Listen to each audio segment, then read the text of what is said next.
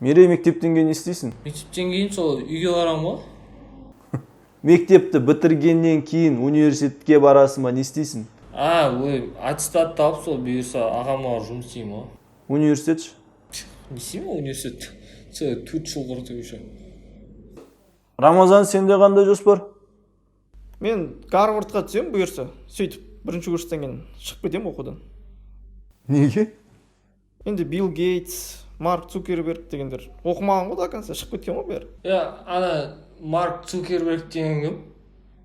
Мерей, сен ағаңа барып жұмыс істей берсең мақма?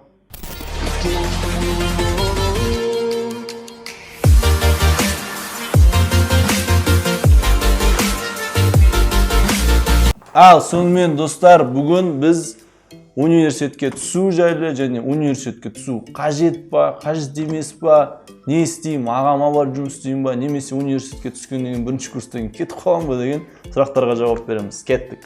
Жалпы кез келген адам университетте 4 жыл өз уақытын өткізеді. 4 жылдың ішінде 240 кредит өтетін болады. 240 кредитті біз 4 жылға бөлеміз және 8 семестр болады. Шамамен 4 жылдың ішінде 40 пән өтеді. Әр семестрде 5 пәннен 1 жылда 10 пән өтеді. Бірақ біз сіздерге дұрыс түсіндіру үшін осы 4 жылдың концепциясын салатпен келтіріп көрейік. Мысалы, бізде әртүрлі салаттар бар, бірақ ең басты ингредиенттер соның ішінде ол қияр мен қызанақ болсын. Қияр мен қызанақтан қандай салаттар шығады? Домашний салат, помидор огурцы деген салат, свежий салат дейміз, ачучук дейміз. Бірақ соның ішінде барлығы ол помидор огурцы. Тура сол сияқты пәндер де сөйтіп бөлінеді. 4 жылдың ішінде 40 пән оқисыздар.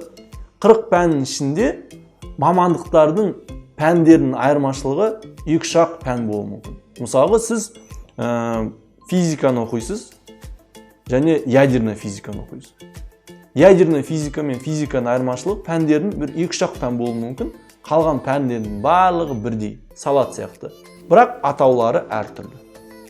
Сонымен бүгінгі бізде сабақта университетте 4 жыл оқу қажет па, қажет емес па, және қай мамандықтарды онлайн оқуға болады, қай мамандықтар 4 жыл міндетті түрде университетте оқу керек екенін айтып береміз. Мысалы, маркетинг бар. Маркетингтің ішінде сол помидор, огурцы, шие, өрік, басқа бір заттардың бәрін жейміз.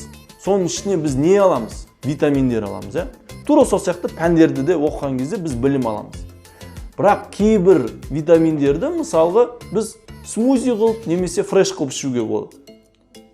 Ертеміз, оны ішкен кезде біз сонда шайнамаймыз ғой, ішіп қоя саламыз. Тура сол сияқты кейбір пәндерді онлайн оқисыға болады. Мысалы, маркетинг саласын оқисыз, және медицина саласы бар. Маркетинг саласында сіз оқыған кезде, ол жерде көп пәндердің барлығын шын мәнінде онлайн оқуға болады. Ал медицина саласында онлайн оқу, енді білмеймін, адамның ағзаларын қалай онлайн оқу керек екен.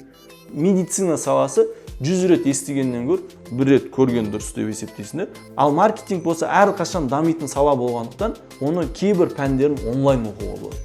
Және маркетингтің ішінде 4 жыл оқитын пәндердің кейбір пәндерін онлайн оқу арқылы университеттер қазір сондай мүмкіншіліктер ашып жатыр. Сонымен біз 4 жылдың ішінде тек қана пәндерден витаминдер ғана алып қоймай, біз міндетті түрде ол жерде дағдылар алу керекпіз. Басқа адамдардың білетін басқа заттарын да білу керекпіз. Ол қайтадан ортаға байланысты болады. Сонымен сіздер кіммен оқисыздар, қалай оқисыздар, олармен қалай сөйлесесіздер, соған байланысты ақыры 4 жыл оқып жатсыздар ғой.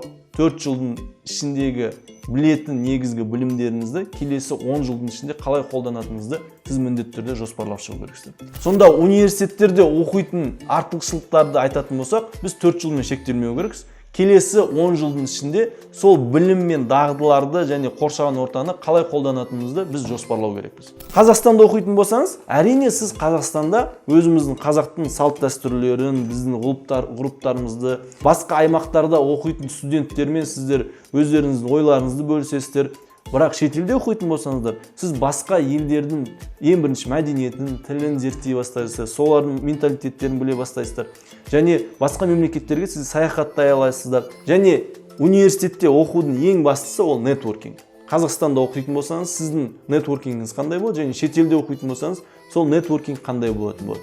10 жылдың ішінде сіз міндетті түрде әртүрлі жобалар жасайтын боласыз, әртүрлі мүмкіншіліктер туындайтын болады. Сол кезде сіз тек қана Қазақстанмен ғана шектелмей, сыртта бірге оқыған группаластарыңызбен соларды мүмкіншіліктерді іске асыруға болатын болады. Сонымен осының барлығын айта келетін болсақ, осымен келісетін болсаңыздар, 4 жыл университетте оқу қажет па, қажет емес па деген сұраққа жауап берсеңіздер.